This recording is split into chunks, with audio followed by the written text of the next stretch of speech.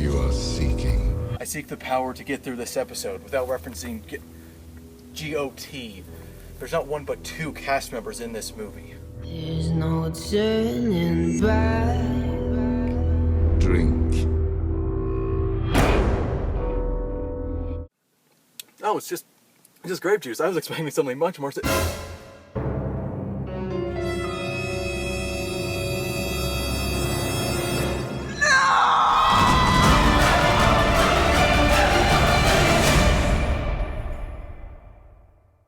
Well, I guess I've been eternally cursed.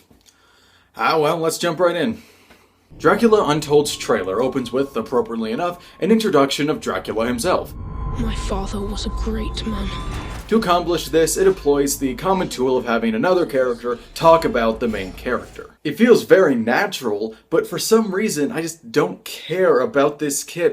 Oh, because it's Rickon, and nobody cares about Rickon. Yeah, I better get out my Game of Thrones joke nobody will get jar. Stupid Tywin vampire.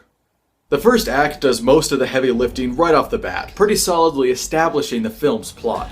It's got some awkward editing and shots, but nothing worth going into detail about. I will note that putting the title of the movie near the beginning of the trailer is weird though, and it really doesn't serve a purpose.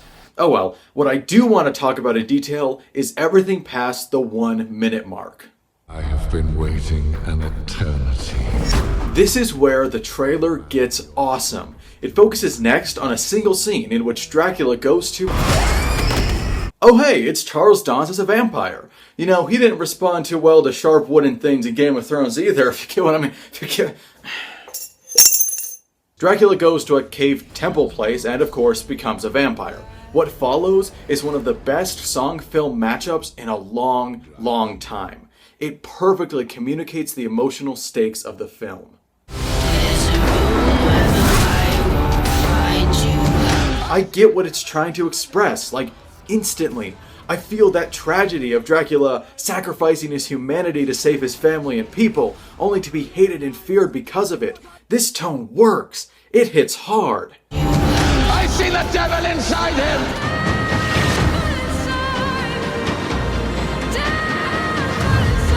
Hey, that was a trailer reference.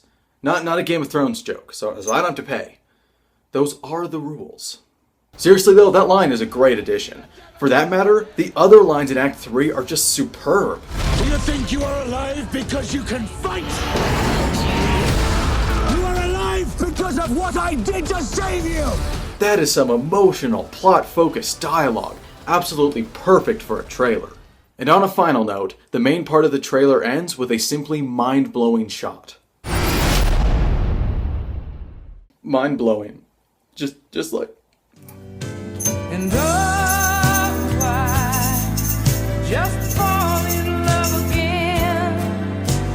Just one. This is kind of a reversal of last episode's verdict. No matter how flawed the execution may be, and I admit that there's some clunky editing here, the approach, specifically with tone, is dead on, so it works. Despite all that praise though, the best thing about this trailer might be how it introduced me to this awesome song, which is Lord's cover of Everybody Wants to Rule the World, if you wanted to look that up. Everybody wants to rule the world.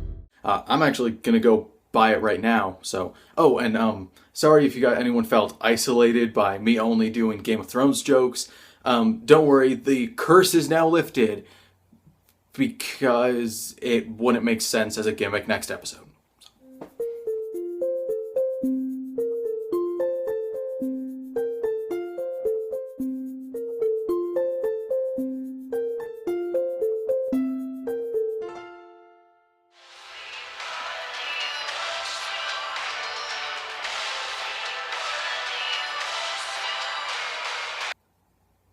Wait a minute, what does Dracula have to do with ruling the world?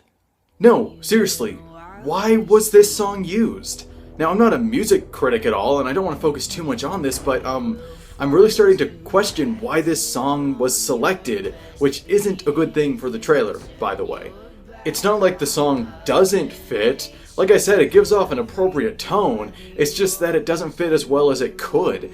There has to be a song out there that could give off the same vibe while still lyrically being related to the film. This one's inclusion is actually pretty confusing. Yes, it appears as though a sultan is conquering places, but that's not what the song is about in this context. They used this song to manifest the strife of Dracula specifically, and like I said, that works, so that's its subject, not the sultan. You can't give the music part to your protagonist and the lyrics to your antagonist. It just doesn't work. Because it doesn't quite work, this song choice seems kind of cheap, almost.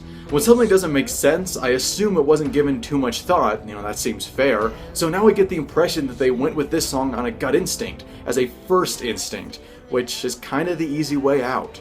Once the use of this song's faults started showing, my opinion of this trailer really started dropping. If this seems like nitpicking, realize that my only real emotional connection to the trailer was through this song. It makes sense that it loses me once that connection falters. I don't want to come off as too negative though. I do still like this trailer, it just feels kind of empty now. Initially, I might have called it one of the best of the year. Now it's just a good one. If that. One thing I will give it though, it makes the whole vampire thing seem pretty freaking sweet. Like Twilight ruined it for me for a while, but on second thought I'm gonna do it. There shall be no end to my reign on preview. I shall become a vampire like Count Dracula. I too shall have my blood drained.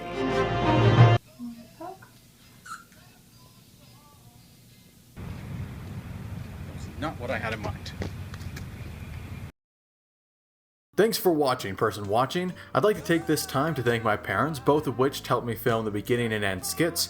Also, I want to publicly thank the owner of the private property I trespassed on to get the intro for letting me finish filming it. I had no idea it wasn't public access. I'd say it was worth it though, right? Right? No?